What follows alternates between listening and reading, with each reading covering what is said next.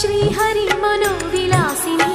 Srinidhi महाप्रचोदिनी श्रीसुखी सुमंगलांगिनी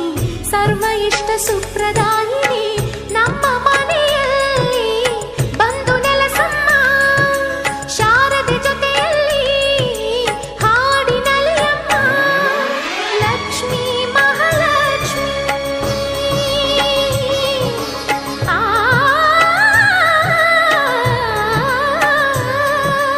Lakshmi Mahalakshmi